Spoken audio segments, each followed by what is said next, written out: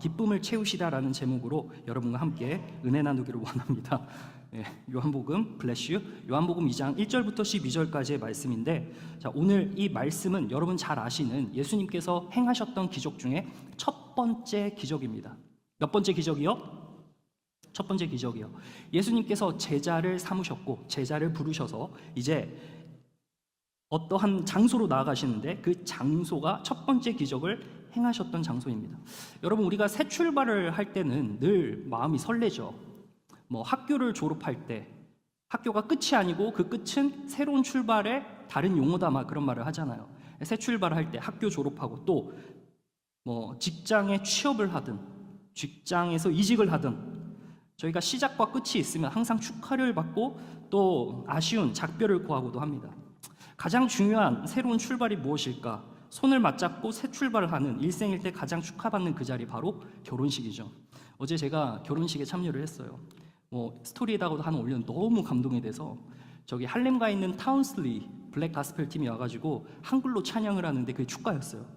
막 소름이 돋더라고요. 근데 그 연습할 때 리허설을 들었는데 막 눈물이 날 정도로 너무 소름이 돋아서, 참 이 축하의 자리가 이렇게 찬양으로 채워지고 그리고 그 자리를 또 축하할 수 있다는 그 모습이 너무나도 좋았습니다. 어제 우리 집사님 두 분이 결혼을 하셨어요. 준비를 하는, 결혼 예식을 준비하는 과정에서 마치 이제 제가 제 결혼식을 준비하는 듯한 그런 마음가짐으로 임하긴 했습니다만, 이제 나중에 막 어떤 목사님이 그러더라고. 목사님 결혼하실 때는 분명히 이것저것 막 다 따져가면서 되게 우리 목사들 힘들게 할 것 같다, 정확하게 보셨습니다 라고 이야기를 했습니다. 그거를 이제 준비하는 입장에서 이것저것이 보이기 시작하잖아요. 아무튼 간에 그 여러 사람들이 고생을 해서 만드는 새로운 출발, 어떠한 새 가정의 축복과 기쁨을 채워주기 위해서 그곳에서 함께 일하는, 그래서 주인공은 신랑과 신부지만 그 주인공이 주인공 되게 하는 그 장소에서의 인물들의 역할이 있습니다. 그 인물들이 바로 증인들이죠. 우리 제명지혜가 돌아왔습니다. 증인들이 모여서 함께 축하했습니다. 축하하는 자리, 그리고 축하받는 그 자리, 너무나도 소중한 자리죠. 그 증인들이 이제 우리는 다른 말로 하객들이라고 합니다. 자, 예수님께서 제자를 딱 세우시고 제자반을 처음 가신 그 수련의 장소가 바로 어디였냐면은 이 결혼 예식장이었습니다. 예수님이 제자 삼고 딱 3일 되고 나서 3일 뒤에, 야 얘들아 우리 가자. 어디요? 결혼식장이다. 왜요? 축하로 가야지. 거기가 우리의 첫 수련회장이 될 것이다 라고 말씀을 하시고는 가신 것 같아요. 표현하자면 그렇습니다. 그래서 제자들을 이렇게 모아두고 홀레에 갔습니다. 예수님께서 RSVP로 초대받으셔서 이제 간 것이죠. 딱 3일 지나고 나서 이제 예수님께서 사역을 본격적으로 시작을 시작한 바로 이 장소가 결혼식장이었다는 것을 제가 성경을 보면서 깜짝 놀랐어요. 예수님께서 천국이 가까웠다, 회개하라, 원상복구, 원형복구 막 외치시는 그러한 사역의 광야에서 외치는 소리도 있었지만, 예수님께서는 가장 첫 번째 기적을 행하셨던 장소가 바로 결혼식장이었다는 겁니다. 결혼식장에 가셔서 첫 번째 기적을 일으키셨죠. 그 첫 번째 기적이 무엇이죠? 물이 변하여 뭐가 됐습니까? 포도주로 변하게 만드시는 그 기적을 베푸신 것이죠. 결혼식장은 되게 바쁩니다. 분주합니다. 제가 결혼식 코디네이터를 하면서 난생 처음 해보지 않은 일을 이 교회에 와서 너무나도 축복이죠. 그래서 이것저것 챙겨가면서 봅니다. 앞에서 주인공들은 별로 바쁘지 않아요. 뒤에 있는 백핸드가 진짜 바빠요. 프론트엔드는 물론 바쁘죠. 우리 제명지한테 들어보면 이제 따끈따끈한 이제 신혼이신데 엄청나게 고생을 많이 했습니다. 본인들이 다 알아서 하고, 그러니까 신경 쓸 것들이 너무 많아서 당일날은 막 정신도 없고 막 그럽니다. 동시에 이제 또 뒤에서 준비하는 사람들도 되게 손 바쁘게 움직이곤 하는 거죠. 이때 당시 유대인들에게 있어서 이 결혼식이라는 건 매우 중요한 예식이었죠. 일주일 동안 진행이 돼요. 우리는 하루 한두 시간이면 끝났는데 이분들은 일주일씩을 해요. 근데 이 일주일 할 때 가장 중요한 게 뭘까요, 여러분? 한번 게스해 보세요. 일주일 하면서 가장 이 결혼식장에 없어서는 안 될 그것 뭘까요? 뭐라고요? 포도주. 맞습니다. 포도주. 그러니까 이거를 조금 뭉뚱그려서 카테고리화 시켜본다면 음식이죠. 음식이 없으면 안 돼요. 음식이 계속 공급이 돼야 됩니다. 그 음식이 공급될 수 있도록 재정을 담당하는 사람이 혼주예요. 신랑이 그 음식이 떨어지지 않도록 계속해서 체크업을 해요. 중간 확인을 해야 돼요. 점검을 해야 돼요. 음식의 질이 어떤지 확인을 하고 그것이 제대로 나오는지를 확인해야 하는 것이 매우 중요한 숙제 중에 하나의 과제였어요. 그러니까 이 결혼식장에서 결혼식이 열릴 때 그 기쁨이 계속해서 지속되기 위해서는 음식이 계속 공급되어야 했던 것이죠. 근데 문제가 생겼죠? 어떤 문제가 있었을까? 아마 수많은 수백, 수천, 수만 커플이 결혼을 하면서 겪었을 애로사항이겠죠. 그 애로사항이 무엇이었을까? 중간에 음식이 끊기는 거죠. 프레시한 음식이 나오지 않는 거죠. 말씀하셨던 포도주가 끊기게 된 일이 생긴 겁니다. 축의금을 내고 오셔서 하객들이 축하하는 자리라고는 하는데 답례품도 없고 음식도 형편이 없고, 아니 음식이 안 나와 아예. 그럼 여러분 축하는 앞에선 할지 모르겠지만 뒤로 돌아서면은 이야기하지 않겠어요? 그런 상황인 겁니다. 근데 이때 마리아가 예수님 어머니죠. 마리아가 그곳에 있었어요. 그리고 상황을 인지합니다. 어떤 상황인지 딱 파악을 해요. 그리고는 하객의 도움을 받습니다. 여러분, 주로 하객은 손님으로 왔기 때문에 도와주고 그런 거 없습니다. 코디네이터가 다 하지, 연회장이 하지, 플랜 마스터, 웨딩 플래너가 하지, 그곳에서 이제 이 뒤에서 하객들이 와가지고 도움을 주거나 그런 일이 없어요. 근데 예수님께서 하객으로 오셨는데 RSVP인 그분께서 오셔가지고 그 이슈였던, 맹점이었던 포도주가 끊긴 그 일을 가지고 이제 해결해 주시기 위해서 하셨던 그 첫 번째 일이 바로 기적이었다는 겁니다. 예수님께서 그 기적을 베푸실 때, 예수님께서 그 기적을 베푸신 이면에서는 오늘 마리아의 역할이 있고 하객들의 역할이 있었습니다. 여러분, 주님께서 우리의 삶을 통해서 베푸시는 은혜가 있습니다.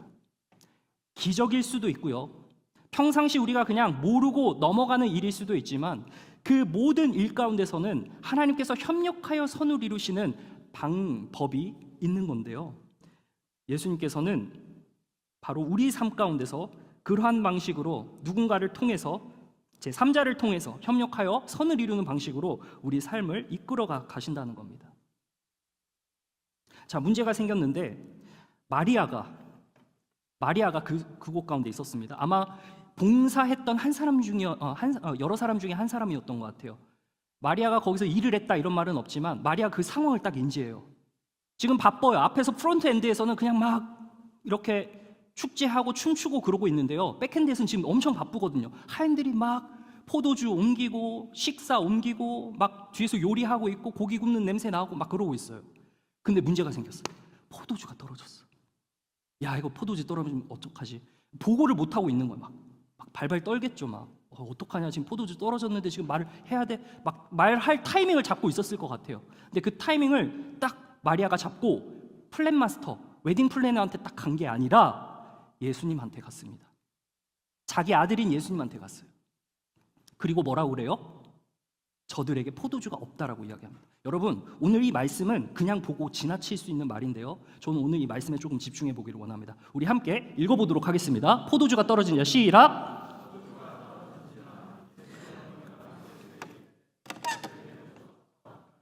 포도주가 없다고 했습니다. 여러분, 식장에서 필수 음식이 있습니다. 여러분 좋아하는 음식 몇 가지 한번 대보세요.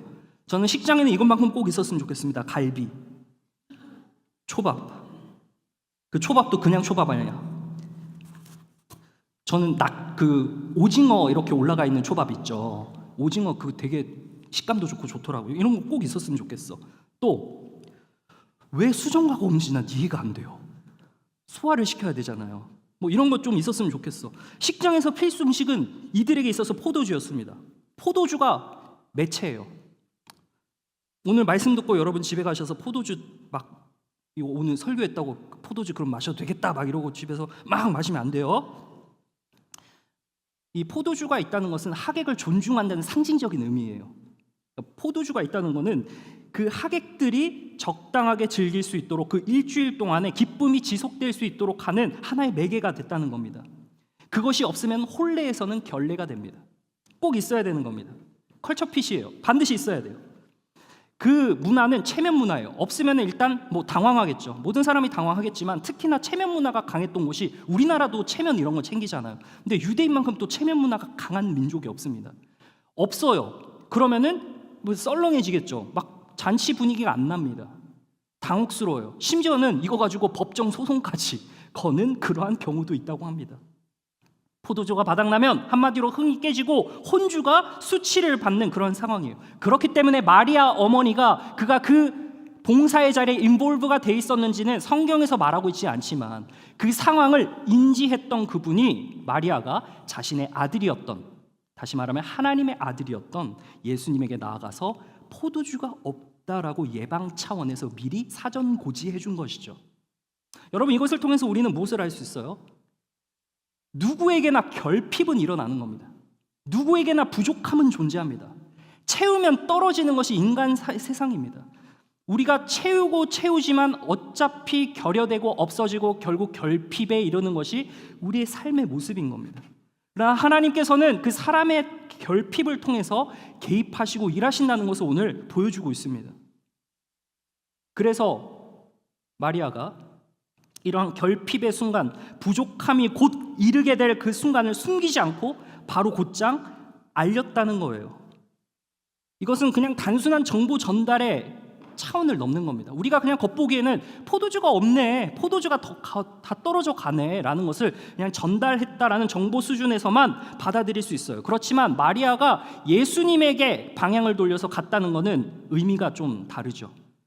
웨딩 플래너한테 가가지고, 코디네이터한테 가가지고, 혼주한테 가가지고 지금 문제가 생겼다는 그 이슈를 이야기한 게 아니에요. 방향이 누구예요? 예수님이. 예수님에게 그 방향을 틀었다는 겁니다. 믿음의 방향을 튼 겁니다. 결핍을 예수님께 방향 전환시키는 움직임이 바로 마리아가 했던 겁니다. 근데 예수님께서는 굉장히 시쳇말로 쌉티처럼 반응을 하시죠. 한번 읽어볼까요? 시작. 예수께서 이르시되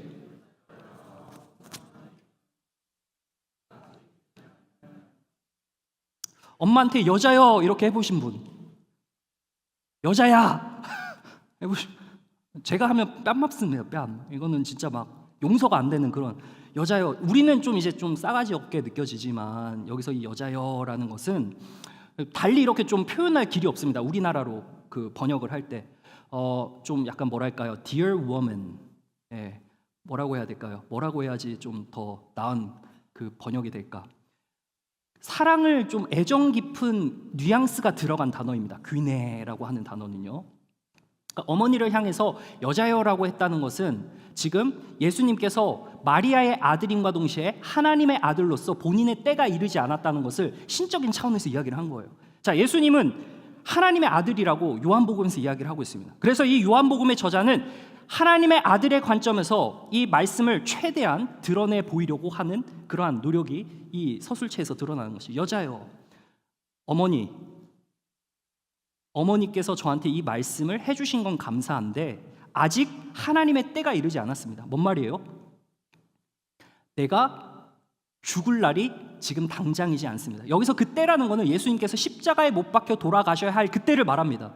근데 이제 어머니께서 연회장에 떨어진 포도주를 가지고 이야기를 하고 있는데 예수님께서는 갑자기 얼렁뚱땅 동문서답하시는 듯 보이는 겁니다. 예수님께서 첫 번째 기적을 일으키시는 이 장소에서 어머니는 믿음의 방향을 예수님께 틀어서 연회장이 아닌 이분에게 나아가서 이야기를 했는데 예수님께서는 마치 그 말을 받아치듯 약간 흘려보내듯 그리고 그것을 뭔가 무모하듯 보이는 뉘앙스로 답을 하신 겁니다. 하나님의 일정표는 따로 있는데 그 일정은 주님의 주권에 따라서 이루어진다는 것을 지금 이야기하고 싶어 하는 겁니다. 여러분, 우리가 주님 앞에 필요와 부족을 가지고, 부족함을 가지고 이것이 필요하다고 느껴서 나아가잖아요. 간구하잖아요. 기도하실 때 그런 거 가지고 기도하시잖아요. 그죠? 주님, 저에게 이게 좀 필요합니다. 주님, 저에게 길을 열어주세요. 주님, 지금 뭔가 눈앞에 깜깜해 보입니다. 안 되는 것 같습니다. 손에 붙잡히지 않습니다. 그러한 필요를 가지고 우리가 주님 앞에 나아갈 때가 있어요. 반드시 하나님께서 개입하십니다. 그리고 하나님이 일하시는데요, 중요한 것은 하나님의 때가 있다는 걸 우리에게 보여주는 겁니다. 하나님께서 반드시 개입하시고 그 결핍을 채우시는 분이 아버지이신 하나님이십니다. 근데 그분께서 우리의 필요를 모르시고 방치하시고 그냥 흘려보내시는 게 아니라 그것을 기억하고 계시지만 주님의 시간표와 그 때가 있다는 것을 보여주고 있는 겁니다. 여러분, 하나님의 주권이 정말 우리들만을 위한, 물론 자신의 자녀들을 위해서 하나님의 주권이 펼쳐지겠죠. 그렇다면 설명이 돼야 될 게 무엇이냐? 유다 땅 이스라엘 백성들이 BC 586년부터 정작 600년 동안의 포로 생활을 했다는 거, 그거 어떻게 설명이 될 겁니까? 하나님이 살아계시다면은 우리가 어떻게 33년 동안 일제강점기의 치하 속에서, 그리고 조선시대 거의 600년에 가까운 중국에 그러한 어려움이 있었습니까? 이러한 여러 가지 이제 내용들을 가지고 하나님 앞에 불만을 표시할 수 있는 거죠. 하나님 왜 그러시냐고. 여러분, 구약에 있었던 첫 번째 포로를 감당해야 했던 왕이 여로보암이라는 왕입니다. 근데 그 시대에 활동했던 선지자가 있습니다. 그 선지자 이름은 하로 시작해서 국으로 끝납니다. 세 글자입니다. 하박국입니다. 하박국 선지자가 하나님 앞에 저는 이렇게 붙이고 싶어요. 퀘스천 마크의 선지자. 질문하는 선지자였어요. 그냥 하나님께서 말씀 주시면 딱 듣고 예 하고 막 선포했던 선지자가 아니고요. 하나님께서 질문을 딱 던지시면 하나님께서 이거 해라 그러면 질문으로 맞받아쳤던 선지자가 하박국 선지자예요. 지금 하나님께서 이 어려움을 허용하시니까 포로된 그 백성들의 엄청난 그 슬픔과 소름이 있는 걸 아심에도 불구하고 그냥 포로를 그냥 내버려 두셨어요. 허용을 하셨어요. 그러니까 하박국이 막 묻는 겁니다. 하나님, 어떻게 이러실 수 있습니까? 어떻게 이 상황을 보고만 있을 수 있습니까? 어떻게 해서 더 악한 자를 사용하셔서 우리를 멸망시키십니까? 라고 하박국 1장 전체가 불만의 표시와 질문으로 되어 있습니다. 정의가 결핍된 거예요. 나라에 결핍이 일어난 겁니다. 정의가 없다고 생각한 거예요. 근데 2장에 가니까 그 약속이, 하나님께서 이렇게 약속을 하십니다. 한번 읽어보면 되겠습니다. 자, 읽어주세요. 시작.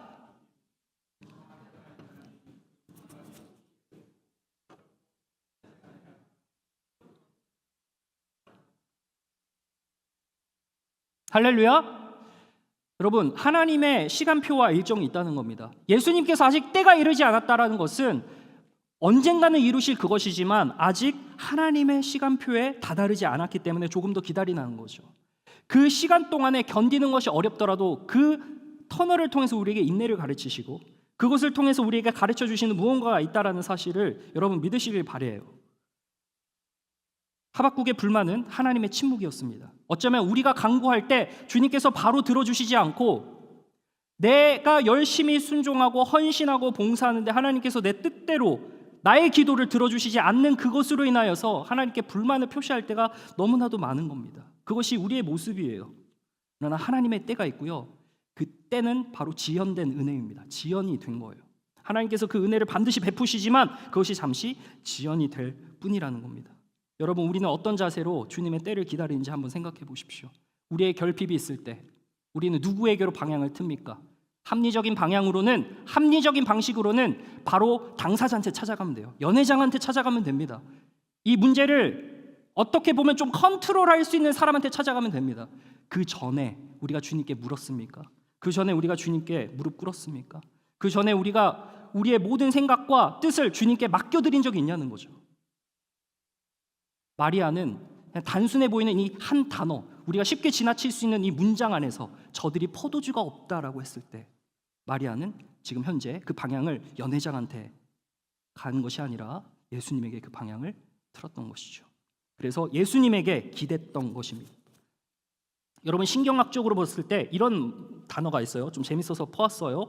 Emotional Labeling Effect이라는 게 있어요. Emotional Labeling Effect. 무엇이냐? 언어로 나의 감정을 이야기할 때, 그러니까 언어로 나의 감정을 명명할 때 뇌의 편도체 활성도가 감소가 된다 그래요. 그래서 전전두엽이 활성화가 되고 뇌의 편도체 활성이 감소되어서 감정 조절이 잘 된다고 합니다. 여러분 생각해 보면 그런 것 같아요.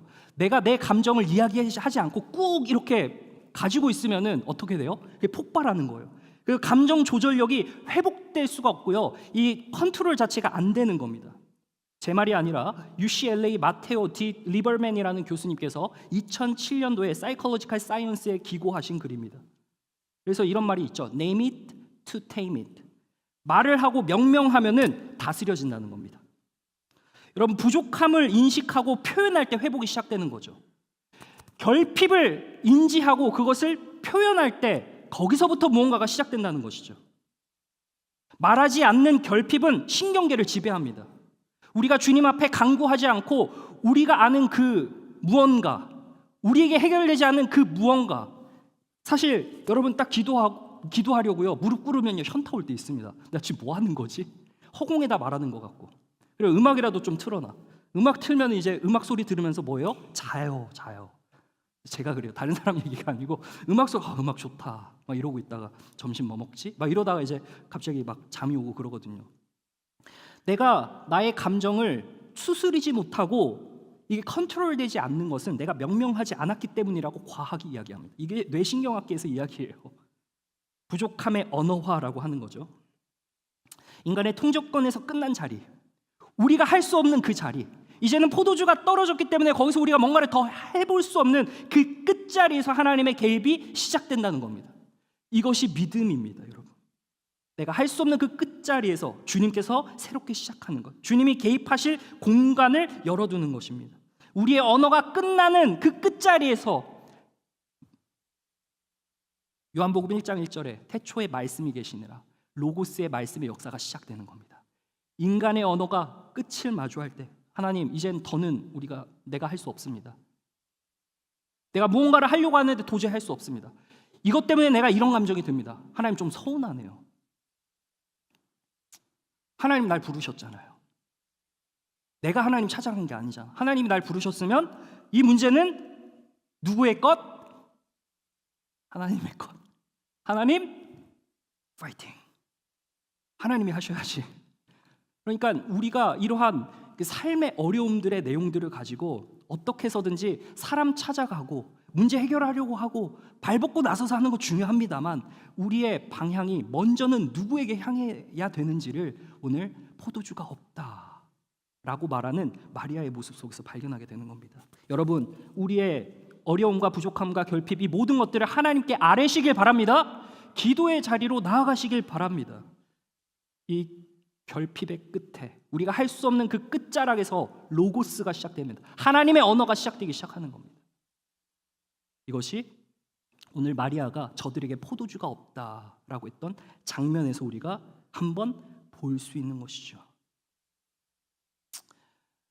예상되는 어려움이라면 차라리 나아요. 예상되는 부족한 환경이 곧 올 것이라고 생각이 들면 차라리 나아요. 그렇지만 이렇게 갑작스러운 어려움이 있을 때는 참 어렵죠. 그럼에도 불구하고 우리가 주님께 부족함과 필요 아뢰고 주님의 때를 기다릴 때 주님의 개입이 시작됐다는 사실이 있다는 겁니다. 자, 그리고 나서 중요한 두 번째 원리가 있습니다. 우리가 이러한 필요를 아뢰고 나서 어떤 방향으로 나아가야 되는지 한번 읽어보도록 하겠습니다. 아래쪽 읽어보도록 하겠습니다. 다 함께요. 시작. 그의 어머니가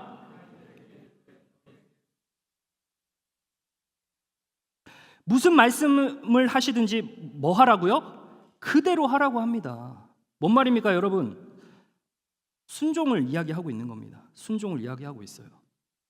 마리아의 방향성은 주님이었습니다. 부족함, 결핍이 곧 있을 것이라는 그 상황을 인지하고 나아갔습니다. 언어로 표현을 했습니다. 그리고 그 표현된 자리에서 이제 하나님께서 하실 수 있고 하나님의 언어가 시작돼야 되는 그 자리에서 이제 마리아가 하인들에게 어떤 이야기를 하냐. 하인들 몇 명 붙인 거예요. 야, 빨리 가가지고 예수님한테 가봐. 예수님한테. 연회장한테 가지 말고 일단 예수님한테 가서 예수님께서 뭐라고 하든 시키는 그것 다 해 라고 이야기를 한 겁니다. 여러분 이걸 통해서 우리에게 말씀하신 게 뭘까요? 우리가 말씀을 신뢰하면서 순종해야 된다는 겁니다. 여러분 이게 믿음이죠. 믿음은 뭔가 합리적으로 설명되어지는 방식, 그래서 그 설명을 다 듣고 나서 납득이 되고 움직이는 건 누구나 하는 겁니다. 설명이 필요 없이 그냥 하는 것이 믿음인 겁니다. 중요한 것은 말씀을 신뢰하느냐죠. 하나님의 말씀은 그곳에 있기 때문에, 하나님의 언어가 있기 때문에 나의 언어로 도저히 풀리지 않는 그 무언가, 근데 그 끄트머리나 하나님께서 이제 시작하시겠다고 하는 그 음성이 우리 모두에게 있는 겁니다. 여러분 삶 가운데서 어려움이 있고 정말 막히는 일이 있다 생각 드시면은요, 하나님께 다시 한 번 더 맡기십시오. 여러분의 방향을 다시 한 번 더 하나님께로 재조정하십시오. 그리고 주님께서 들려주시는 그 음성에 한 번 순종해 보십시오. 과감하게 한번 순종해 보십시오. 어떤 일이 일어나는지. 재고, 따지고 다 하면은 일어나지 않는 것이죠. 저에게 하는 얘기입니다. 그대로 하라라고 말했습니다. 이유를 막론, 이유가 필요 없다는 겁니다. 그대로 하는 겁니다. 마리아의 말, 어떻게 보면은 상황이 급하니까, 여러분 그럴 수 있잖아요. 너무 급하니까, 바쁘니까 야 빨리빨리 해. 자, 이런 맥락에서 야 빨리빨리 해, 그냥 시키는 것만 해, 뭐 이런 의미로도 받아들일 수 있겠지만 마리아가 이야기했던 것은 다른 거예요. 예수님께 방향을 틀었던 마리아가 이제 무엇이 필요한지를 다 보는 겁니다. 그리고 하인을 딱 찾아가가지고 하인에게 말합니다. 예수님에게 가서 예수님께서 이제 새로운 일을 시작하실 테니까 예수님한테 가서 예수님이 시키시는 것을 네가 하면 돼. 그러면은 이 문제 해결될 거야. 가장 편하고 빠른 방법입니다. 때로는 이유 없이 순종하는 것이 굉장히 수동적이라는 생각이 들어서 참 어려울 때가 있습니다. 그러나 어쩌면 믿음으로 우리가 그냥 뛰어들 때 가장 빠른 방법일 수 있다는 겁니다. 여러분, 어부 베드로, 생업에 종사하는 어부 베드로, 어촌에서 고기 잡으라면 둘째 가라면 서러울 그 베드로가 밤이 새도록 고기를 잡았습니다. 고기를 한 마리도 못 건져. 초밥 먹고 싶은데 회 이렇게 탁 떠가지고 탁 저기 마늘 올리고 참 그 깻잎에다가 개인적으로 먹어보고 싶어요. 진짜 배 그 나가가지고 그 사시미 뜨실 수 있는 분 같이 갑시다. 얼마나 먹었겠어요, 그죠? 그러니까 그 전문가예요, 전문가. 근데 밤이 새도록 물을 이렇게 그물을 깊었는데 안 나오는 거야. 누가 보면 5장 5절에 예수님께서 딱 나타나셔가지고 설명이 필요 없어요. 베드로야, 저쪽 옆에. 조금 더 뒤에. 거기다가 한번 해봐. 베드로가 뭐라고 그러겠어?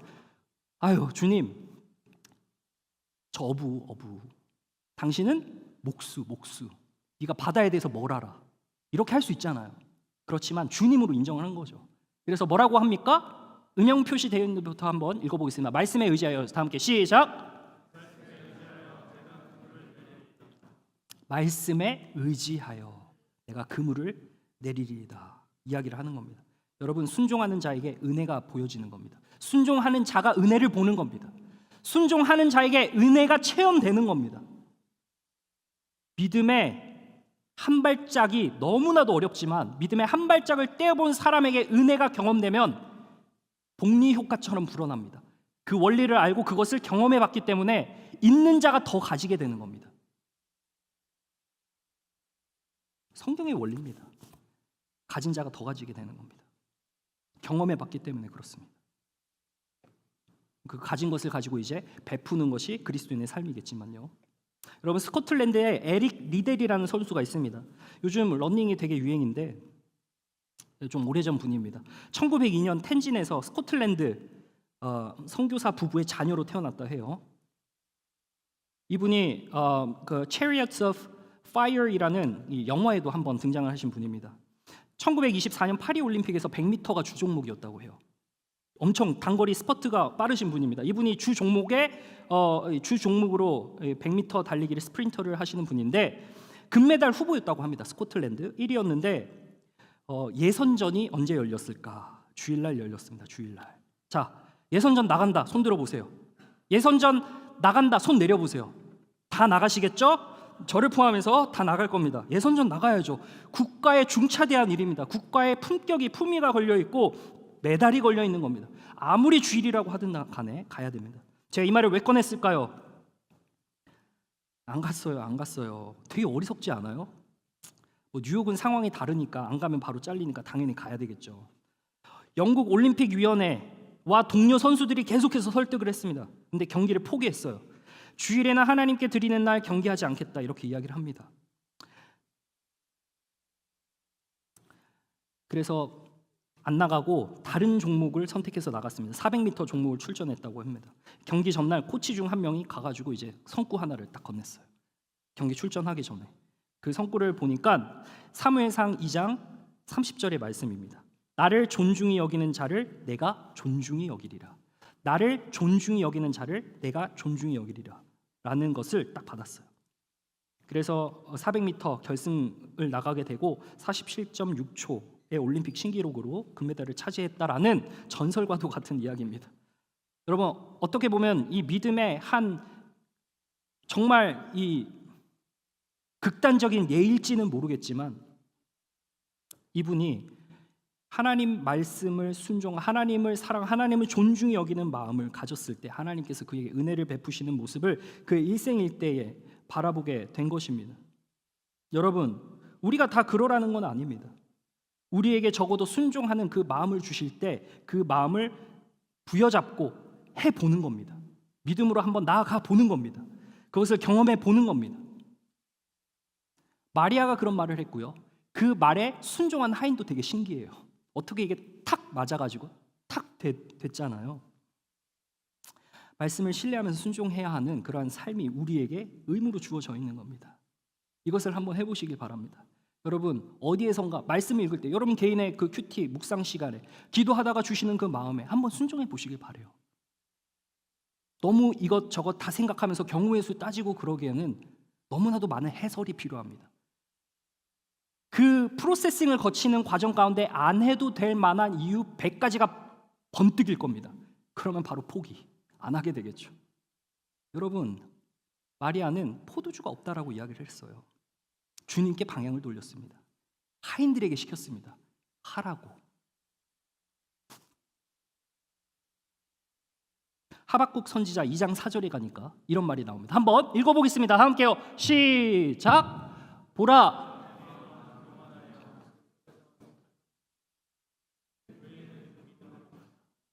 네, 하박국이 여러 가지 질문을 하나님께 했습니다. 하나님, 너무 하시는 거 아닙니까? 어떻게 우리 이스라엘 백성들에게 이러실 수 있습니까? 저 나쁜 것들, 선한 우리 유대인들한테 이런 짓을 하고 있는데 하나님 어떻게 침묵하실 수 있습니까? 우리가 이토록 강구하는데 하나님 어떻게 안 들으실 수 있습니까? 라고 이야기를 했던 하박국이 2장에 와서는 믿음으로 말미암아 시선이 바뀌기 시작한 겁니다. 말씀에 순종하지 못했던 우리의 모습이 거울 치료가 되는 것. 여러분, 하나님께서는 하나님의 때에 반드시 채우십니다. 하나님의 방식으로 반드시 채우십니다. 그 기간 동안에 얼마가 걸리지는 모르겠지만 그 필요한 기간 동안에 우리를 어떻게 훈련시키시는지, 그리고 우리를 어떤 방식으로 다듬어 가신지를 보기를 원하십니다. 그것이 바로 순종입니다. 내가 순종을 하냐 못하냐, 거기에 달려있는 겁니다. 마리아가 마지막으로 무슨 말을 하죠? 무슨 일인든 하라라고 이야기를 하고요. 한 가지 더 제안을 합니다. 정말 이거는 좀 이런 표현을 써서 미안하지만 좀 정신 나간 제안 같아요. 뭐라고 했을까요? 야, 항아리에다가 물 채워서 갖다 주라라고 이야기를 해요. 자, 한번 예수님께서 그들의 일을 한번 읽어보겠습니다. 시작. 예수께서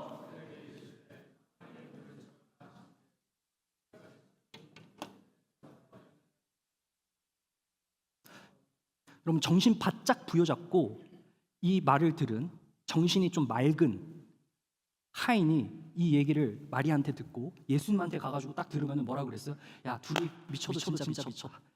그 엄마의 그 아들이네. 뭔 소리야 이거? 지금 짝꼬치는 뭐야 이거? 막 이런 식으로 반응했을 수도 있어요. 그렇지만 순종하라는 말을 듣고 하인들이 가서 주님께서 하라는 대로 해요. 여러분, 이 물을 채웠다는 게 뭘까요? 물을 채웠다. 이 물은 정결례예요. 유대인들은 한 가지 예식이 있습니다. 밥을 먹기 전에 무조건 손을 씻어야 돼요. 여러분, 우리 손 씻죠? 네, 손 잘 씻잖아요. 손 씻고 먹잖아요. 손을 씻습니다. 그 물이라는 거는 이러한 의미로 쓰이는 거죠. 물을 가득 담았다는 건 뭡니까? 포도주로 변하게 됐다는 그 결론만 두고 봤을 때는 물을 가득 담았다는 것은 이게 속이는 어떤 무언가가 아니라는 걸 보여주기 위함이에요. 예를 들어서 물을 조금 담았는데 포도주 됐다 그러면은 뭐라고 이야기할 수 있어요? 어디선가 꽁쳐놓은 포도주를 가득 부어놓고 물이 변하여 포도주 됐다 하면 뻥치는 거네라고 이야기할 수 있죠. 그러니까 인간의 의심과 사람의 알량한 그러한 이 치팅이 도저히 개입할 수 없도록 가득 채워둔 거예요. 하나님의 역사는 인간의 한계를 뛰어넘는다는 것을 명확하게 보여주기 위해서 아주 가득 채운 겁니다. 얼마나 채웠을까? 항아리의 물을 가득 채웠는데 그것이 여러 통이 됐습니다. 6통. 계산을 해보니까 한 180갤런 정도가 돼요. 여러분 180갤런 제가 찾아봤습니다. 하이 프리미엄 퀄리티 와인 180갤런 가격이 제가 고퀄 와인 여러분 그 마켓 가시면 지나치다가 그 맥주 다른 주 있잖아요. 보면은 발길이 안 떨어지시죠. 저도 가끔씩 멈춰서 봐요. 제가 마신다는 게 아니고 되게 병이 예뻐요. 그럼 사고 싶어요. 근데 보니까 이게 와인값이 막 천차만별이더라고요. 벌크 와인은 8불에서 34불. 보틀 마켓 와인값은 60에서 150불. 그리고 고퀄 와인은 한 500불. 그러니까 180갤런 하면은 9만 불. 그러니까 하객으로 참여하신 RSVP 예수님께서 축의금을 엄청 많이 내신 거예요. 지금 엄청난 일을 하신 거잖아요. 물이 변하여 포도주 짱! 10만 불짜리 와인 빡! 장난 아니잖아요. 주님께서 엄청난 일을 하신 거예요. 기쁨이 끊이지 않도록, 기쁨이 가득하도록, 기쁨이 채워지도록 하신 겁니다.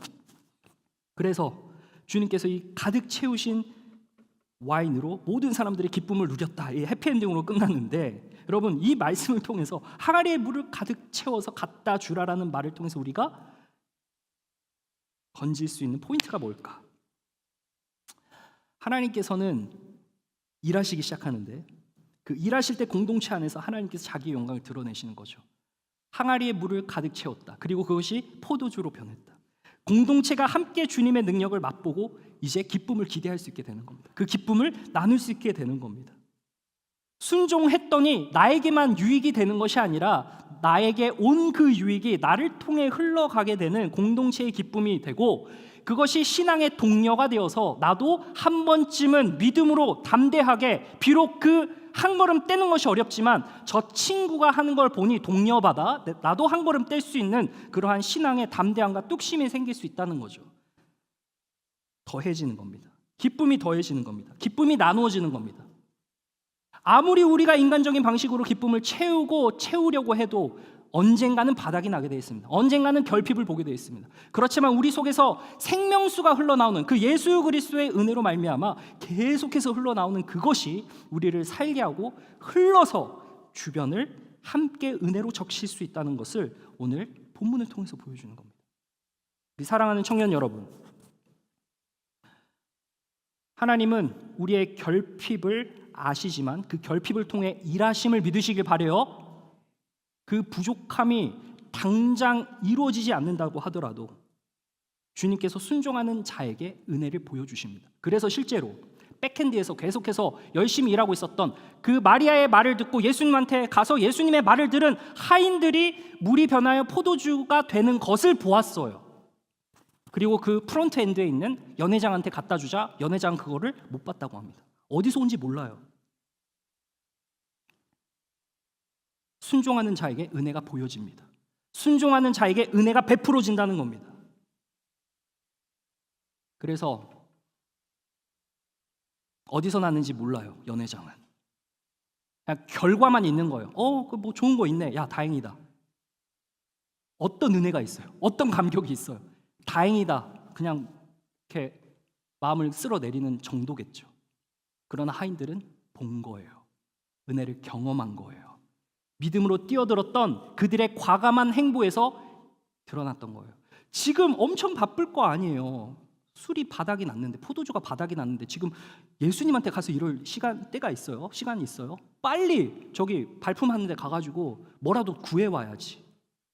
한시가 바쁜데 이 하인들도 동일하게 마리아와 같이 믿음의 방향을 예수께로 돌렸고 순종했고 그 순종의 결과 은혜가 베풀어지는 것을 두 눈으로 봤다는 겁니다.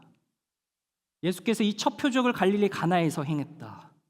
그의 영광을 나타내심에. 여러분, 그래서 우리가 기도하고 간구하는 내용이 우리의 포도주라면, 그것이 우리가 구하는 것이라면 뭐 그것도 좋지만 사실 그 너머에 하나님께서는 그 포도주를 통해서 주님께서 드러내시고자 하는 마지막 궁극적인 것은 하나님의 영광이라는 겁니다. 여러분, 한 사람 한 사람을 통해서 하나님의 형상으로 만드시고 하나님의 영광을 보여주시길 원하는데, 이 포도주의 기적, 채워지는 기적, 흘러가는 기적이 우리의 삶 가운데서 일어나기를 바랍니다. 11절을 넘어 하박국 3장 17절과 18절 말씀을 마지막으로 여러분께 선물로 드리고 마치도록 하겠습니다. 한번 읽어보겠습니다. 시작!